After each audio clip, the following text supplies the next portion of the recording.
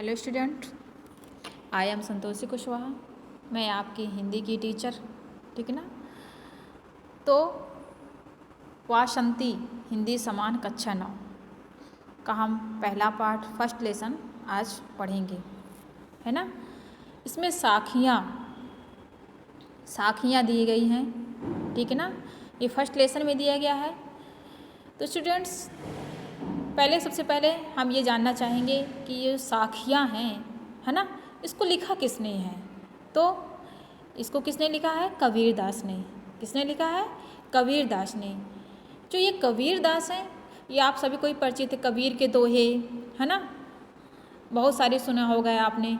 तो कबीर भक्ति काल के निर्गुण भक्ति धारा के प्रवर्तक कवि थे। इन्होंने अध्यात्म के माध्यम से निर्गुण ब्रह्म की उपासना की थी, इसके माध्यम से, अध्यात्म की भावना से, ठीक है ना। इनकी जीवनी जो है बहुत इंटरेस्टेड है और आपके लेसन्स में, आपके कोर्स में बहुत इम्पोर्टेंट रखती है, ठीक है ना। तो सबसे पहले हम कबीरदास का ही परिचय जानेंगे, इसके बाद हम इनके दोहे साखियाँ इसके बारे में पढ़ेंगे, ठीक है। तो चूँकि हम 9th में हैं, 9th स्टैंडर्ड में हैं, तो हमारा स्टैंडर्ड भी थोड़ी हाई हो जाता है कि नहीं। तो हम क्या करेंगे, कबीर जी के इंट्रोडक्शन, है ना, इनके परिचय से हम ये लेसन को स्टार्ट करते हैं, ठीक है। तो हमने पहले ही बता चुका है, कबीर भक्ति काल के निर्गुण भक्ति धारा के प्रवर्तक कवि थे। इन्होंने अध्यात्म के माध्यम से निर्गुण ब्रह्म की उपासना की है। कबीर का जन्म सन 1398 ईस्वी में हुआ था। कबीर ने धर्म और समाज के संगठन के लिए ब्रह्मा आडंबरों का विरोध कर प्रेम से समान धरातल पर रहने का एक सर्वमान्य सिद्धांत अपनी साखियों में और पदों में प्रतिपादित किया है। कबीर का रहस्यवाद परमात्मा और आत्मा के रूप में प्रकट होता है। उनकी भाषा सदुकड़ी कही जाती है। अलंकारों का आगमन सहजता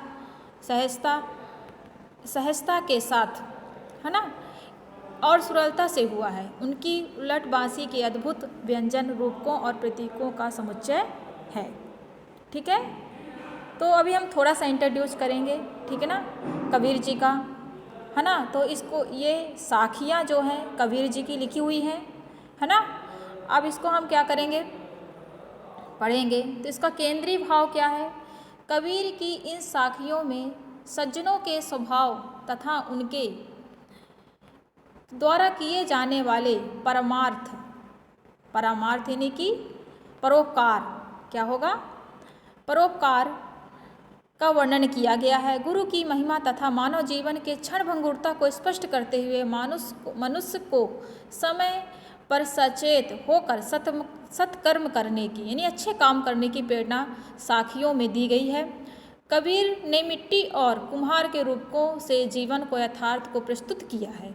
व्यक्ति को देश और समाज के लिए अच्छे काम करने से ही अमरता मिलती है, ऐसा कबीर की साखियों में, दोहों में हमको पढ़ने से प्राप्त होता है, ठीक है।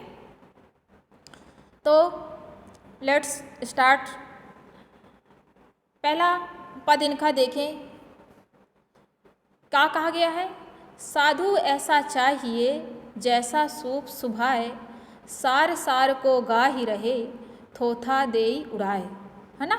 तो साधु ऐसा चाहिए, कैसा चाहिए? साधु कैसा होना चाहिए? जैसा सूप सुभाए, यानी कि जो सबके मन को भाए, जिसका स्वभाव कैसा हो? सरल हो, है ना। और वो क्या करे? सार यानी तत्व को, यानी कि तत्व, यानी सही बातों को, जिसमें तत्व है, जिसमें सार है, ऐसे बातों को कहे। और थोता दे उड़ाए, यानी जो आडंबर वाली बातों है ना, उनको क्या कर दे? बिल्कुल भी ध्यान न दे।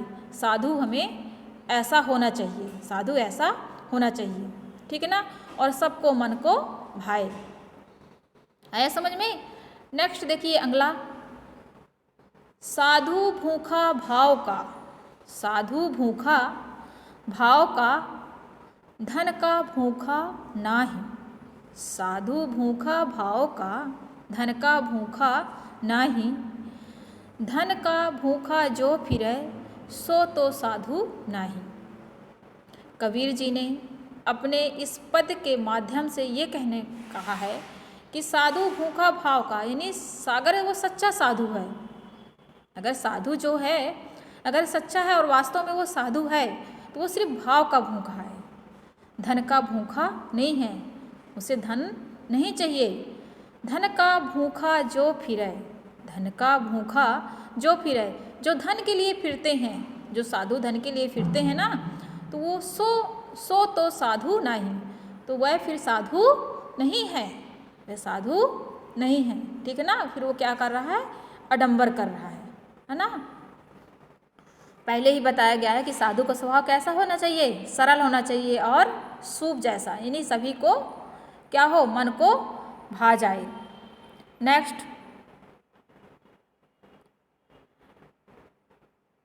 वृक्ष कबहू नहीं फल भखे, नदी न साचय नीर, परमारथ के कारणे साधुन धरा शरीर।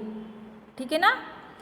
तो यहाँ पर कबीर जी यह कहना चाहते हैं कि वृक्ष कबहू नहीं फल भखे, है ना। यानी जो वृक्ष है खुद अपने फलों को कभी भी नहीं खाता है। क्या खाता है, नहीं खाता। ये आप भी जानते हैं, जो वृक्ष होता है वो दूसरों को ही छाया देता है, दूसरों को फल देता है। ठीक उसी प्रकार नदी न साचय नीर, क्या नदी अपने जल को संचित करता है, नहीं, वो तो कल कल रूप में बहती रहती है दूसरों के लिए, है ना। परमारथ के कार्य साधुन धरा शरीर, उसी प्रकार से साधु भी होते हैं, वो अपना जो साधु रूप धारण करते हैं वो परमारथ के लिए, परोपकार के लिए ही धरते हैं। ठीक है ना। स्वयं के स्वार्थ के लिए नहीं रखते हैं। आया समझ में। नेक्स्ट देखिए,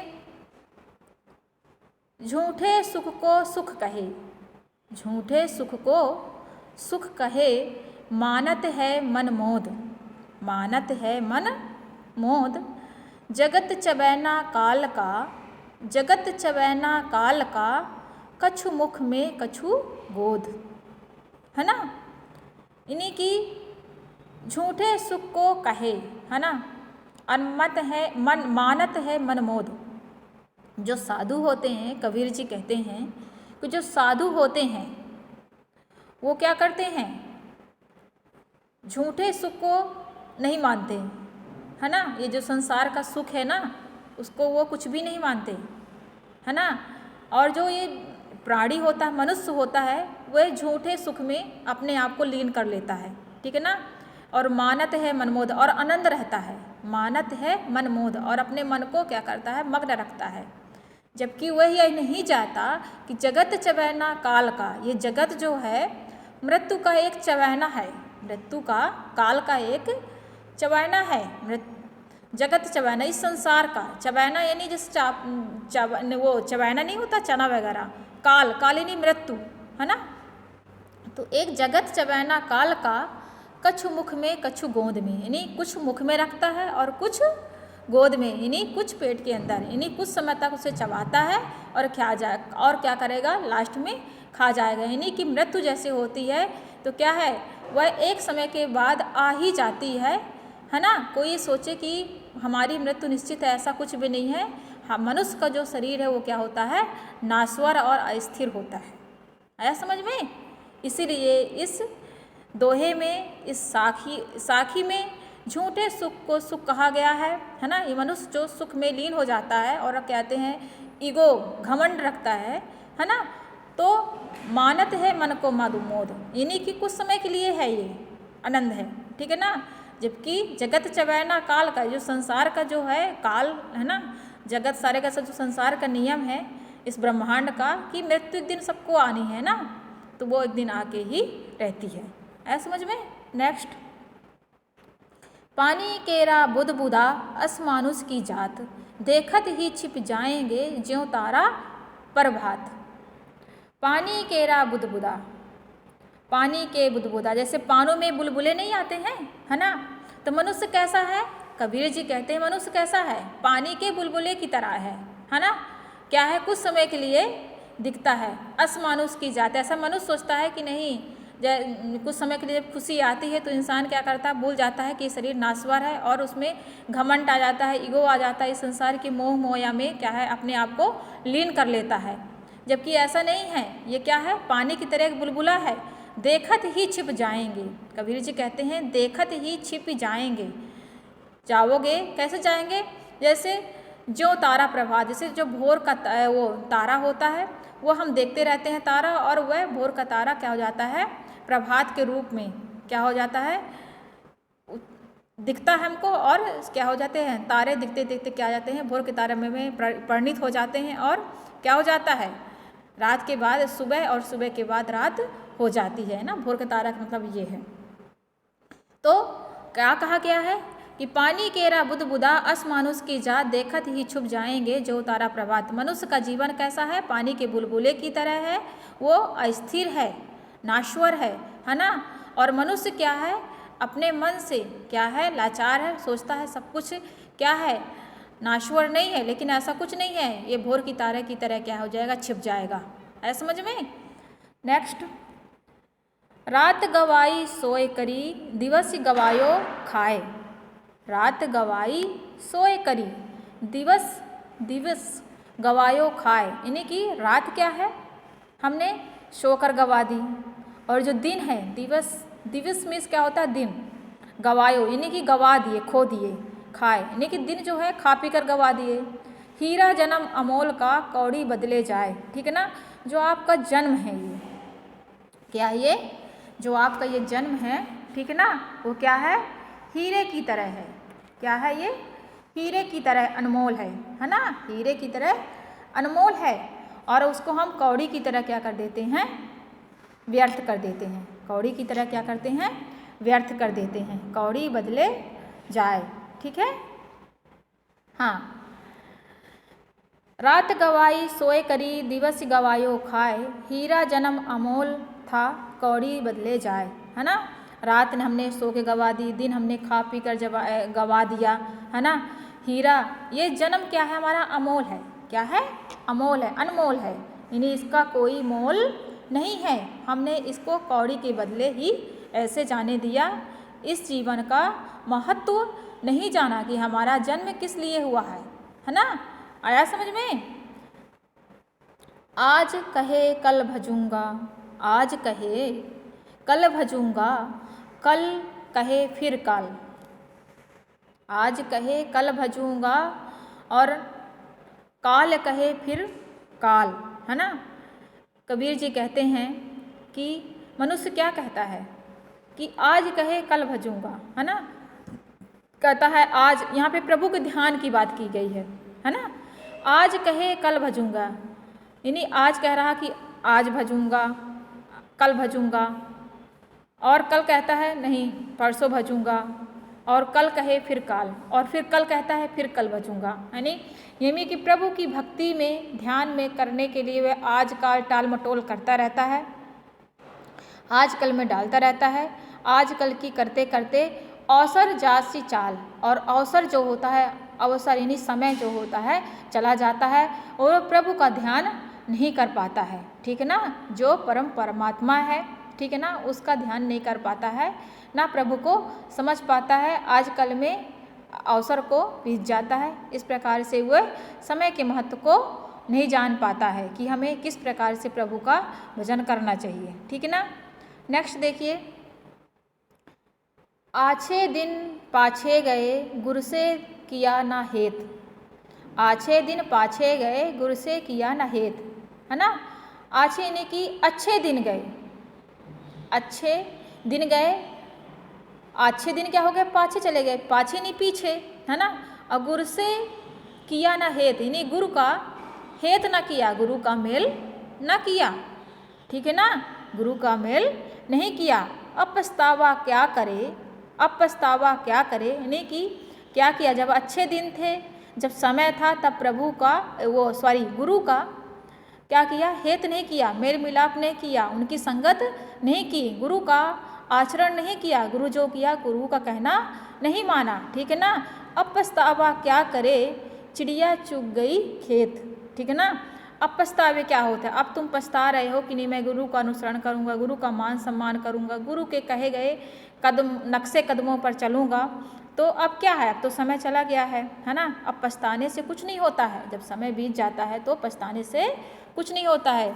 चिड़िया चुग गई खेत, क्योंकि अब समय चला गया है। चिड़िया चुग गई खेत का मतलब होता है कि समय जब चला जाता है तो क्या है, हम कुछ भी नहीं कर पाते हैं, है ना। इसलिए समय रहते हमें करना चाहिए। जैसे है ना, अभी हमारे पढ़ने का टाइम है, ठीक है ना, तो अभी हम क्या करते हैं, पढ़ते नहीं हैं। हमारे गुरु कहते हैं नहीं, स्टडी नाउ, पढ़िए, है ना, मेहनत करिए, अच्छे से देखिए क्या कैसे है।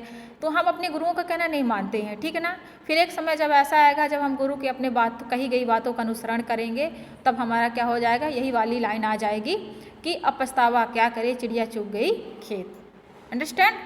नेक्स्ट देखिए, माटी कहे कुम्हार से तू क्यों रौंदे मोए, तू क्या रूंदे मोए, एक दिन ऐसा होएगा मैं रूंदूंगा तोए। ठीक है ना, ये दोहा बहुत ही फेमस है, आपने कई बार सुना होगा। ये सारे दोहे बहुत फेमस है। बस हम इनके अर्थों को समझते जाएं तो हमारा जीवन क्या हो जाएगा, सार्थक हो जाएगा, है ना। तो क्या कह रहा है, कबीर जी कह रहे हैं कि माटी कहे कुम्हार से तू क्या रूंदे मोए, है ना। माटी कह रही है कुम्हार से। जब कुम्हार क्या है, बर्तन बनाने के लिए मिट्टी को मिक्स करता है तो उसमें क्या है, उसको कहते हैं रौंदता है, उसको कुचरता है, ठीक है ना, उसको खूब मिलाता है, मिक्स करता है। तो माटी कहे कुम्हार से तू क्या रौंदे मोए, यानी तुम क्या मुझे रौंद रहे हो, ठीक है ना। एक दिन ऐसा आएगा, तुम आज जो कर रहे हो तो क्या है, तुम्हारा ही समय है, ठीक है ना।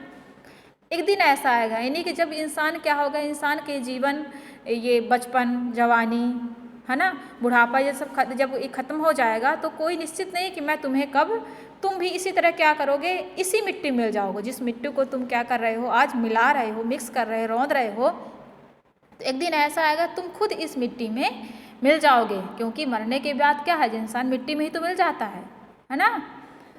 मरता है कि मरने के बाद मिट्टी मिलता है कि नहीं मिलता है। हाँ, तो वही चीज़ कही गई है कि एक दिन ऐसा होएगा मैं रूंदूंगा तोए, है ना। एक दिन ऐसा आएगा कि मैं, मिट्टी क्या कह रही है कि मैं रूंदूंगी तोए, तो माटी कुम्हार से क्या कह रही है, ठीक है ना। तो यहाँ पर कई अलंकार भी इन दोहों में हैं, है ना। जैसे माटी कहे कुम्हार से क्यों रोदे तो मोए, एक दिन ऐसा होएगा मैं रौंदेगा तो, है ना। तो यहाँ पे उपमा अलंकार कई में कहते हैं, और इसमें भाषा जो है सुधुकड़ी है ना, सुधुकड़ी भाषा है। और क्या है, यह तन कांचा कुंभ है, यह तन कांचा कुंभ है, लिए फिरे था साथ, टपका लगा फूटिया कछु नहीं आया हाथ, है ना। कबीर जी के कहने का तात्पर्य यह है कि यह तन कांचा कुंभ का, है ना, यह जो तन है, तन यानी शरीर हो गया, इन्हीं की किसके समान है, कच्चे घड़े के समान है ना। कांचा ये से हुआ कि कच्चा घर, और कुंभ मीस हो गया है घड़ा, ठीक है ना, और तन मीस शरीर। तो ये क्या है, जो शरीर है वो कच्चे घड़े के समान है, लिए फिरे का साथ, है ना। हम इसे क्या करते हैं, इसको हम लिए फिरते रहते हैं और कहते हैं हंसते बोलते रहते हैं, सब कुछ करते रहते हैं अपने नित्य क्रिया में। तो हमें कभी इस शरीर में, इस सुंदरता में, अपने ज्ञान पे ईगो होता है ना, वो सब क्या है, मिट्टी के समान है। एक दिन क्या हो जाता है, टपका लगा फूटिया, जब समय आता है, ठीक है ना, जब समय आता है तो ये भी क्या हमारे हाथ से छूट जाता है, क्योंकि शरीर क्या है, हमने पहले बताया था कि नाश्वर है ना। टपका लगा फूटिया कछु नहीं आया हाथ, और कुछ भी हाथ नहीं लगता है, क्योंकि हमारा शरीर क्या है, कच्चे घड़े के समान है। और गिरने के बाद ये क्या हो जाता है, एक समय ऐसा आता है कि ये गिर जाता है और टूट कर बिखर जाता है, यानी प्राण पखेरु उड़ जाते हैं। और कछु भी यानी कुछ भी, कछु मतलब कुछ भी, ना ही मीस नहीं आया हाथ, यानी कुछ भी हाथ नहीं आता है। आया समझ में। तो इस प्रकार से इन कबीर जी की साखियाँ में, इन दोहों में, है ना, प्रत्येक दोहे में जीवन का कुछ न कुछ सत्य जरूर छुपा हुआ है। और साधु कैसा होना चाहिए, और मनुष्य की जीवन किस प्रकार से, मनुष्य का जो जीवन है किस प्रकार होना चाहिए, इसके बारे में वर्णन किया गया है ना। जीवन किस तरह क्षणभंगुर है ना, किस प्रकार नाश्वर है, तो और अमरता को प्राप्त नहीं कर सकता है। इसलिए हमें अच्छे काम करना चाहिए और अपने गुरुओं द्वारा या गुरु द्वारा कही गई बातों को हमेशा अनुसरण करना चाहिए। नहीं तो फिर वही वाला काम होता है कि अब चिड़िया चूक गई क्या होते पछताव, है ना। इन्हीं पछताने सब क्या होगा, पछतावा क्या करे चिड़िया चूक गई खेत, ठीक ना। तो समय रहते हमें सब कुछ सही ढंग से करना चाहिए। आया समझ में। नेक्स्ट देखिए,